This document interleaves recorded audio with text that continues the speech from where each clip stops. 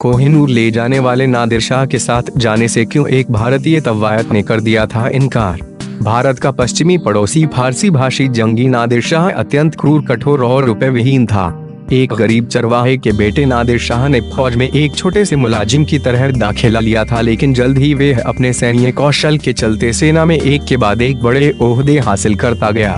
नादिर शाह भारत पर हमला ही उसे लूटने के लिए करना चाहता था। उसने भारतीय रत्नों के भंडार के बारे में बहुत सुना था और उसे यह भी इल्म था कि मुगलों की दिल्ली में रत्नों के भंडार का सैलाब है। यह युग तवायतों का भी था। इस युग में राजा महाराजा तवायतों के हुस्न के प्रेम जाल में उलझे रहते थे। भारत को लूटने के अलावा नादिर शाह का एक किस्सा एक तवायत से भी जुड़ा है।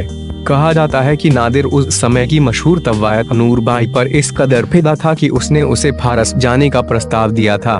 नादिर ने साथ ही यह भी कहा था कि वह अपनी आधी दौलत भी नूरबाई को दे देगा। नूरबाई इस खबर से इस तरह दहशत में आ गई कि उसने तो सीधा बिस्तर ही पकड़ लिया। उसने नादिर को कहा कि वह बहुत बीमार है और दिल्ली छोड़कर कहीं नहीं जा सकती।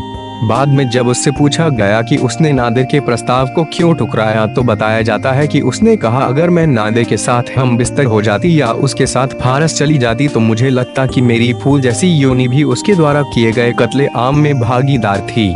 16 मई को दिल्ली में विनाशकारी 57 दिन बिताने के बाद नादिर शाह ने दिल्ली को अलविदा कह दिया। अपने साथ मुगलों की 8 पीढ़ियों की अकूत संपत्ति और खजाना भी ले गया। उसका सबसे बड़ा इनाम तख्त-ए-ताउस था, जिसमें कोहिनूर और तिमूर माणिक्य जड़े हुए थे।